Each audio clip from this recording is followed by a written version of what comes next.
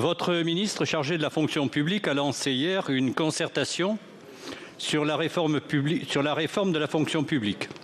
Les 8 syndicats représentatifs de la fonction publique ne sont pas particulièrement demandeurs d'une telle réforme qu'ils jugent dogmatique et éloignée des préoccupations des agents publics. Loin de laisser toute place à l'écoute des syndicats et à une véritable concertation, le ministre a court-circuité ce travail en déclarant d'emblée, dans la presse, vouloir lever le tabou sur le licenciement des fonctionnaires. Cette façon de faire, déjà utilisée dans la précédente réforme que les syndicats continuent à dénoncer, s'est pourtant montrée très inefficace. Quelle méconnaissance des raisons profondes du statut de la fonction publique. La garantie d'emploi n'est que la juste contrepartie de salaires plus modestes.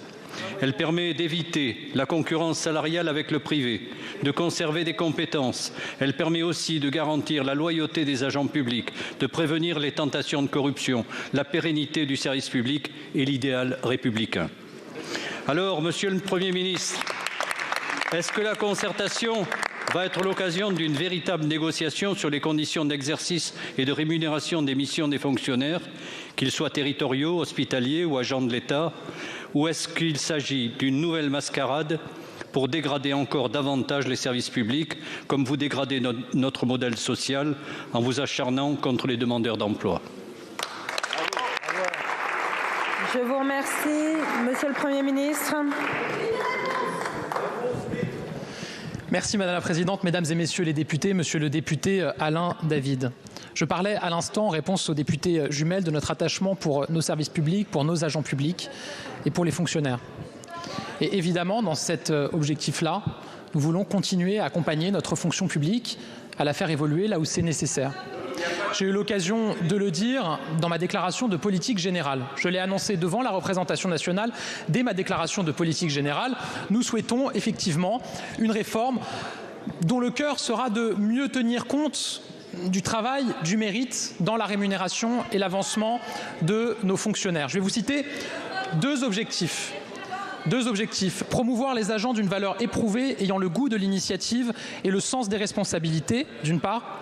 Attribuer une prime aux agents qui ont accompli une tâche particulière, d'autre part. Est-ce que vous êtes en désaccord avec ces deux objectifs ? Bon, je ne sais pas si vous êtes en désaccord ou pas. En tout cas, ces deux objectifs, mot pour mot, c'est pas moi qui les exprime, c'est Maurice Thorez en 1946 à propos du statut de la fonction publique.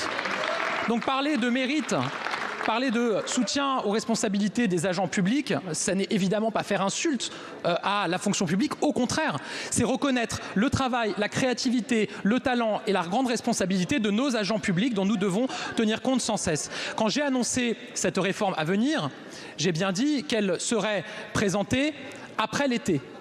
Fin de l'été ou début de l'automne. Précisément, monsieur le député, pour laisser tout le temps à la concertation. Et c'est ça qui a été lancé aujourd'hui par le ministre de la Transformation et de la Fonction publique.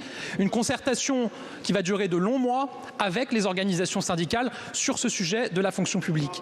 Donc moi, je le dis ici, j'appelle chacun à se mettre autour de la table, à travailler, à tout mettre sur la table, dans un esprit constructif qui est en tout cas celui du gouvernement. Je vous remercie, Monsieur le Premier ministre. Allez-y, Monsieur le député. Monsieur le Premier ministre, après votre réponse, j'ai qu'une chose à vous dire. Arrêtez la casse de notre modèle social et de notre modèle républicain. Merci. Je vous remercie.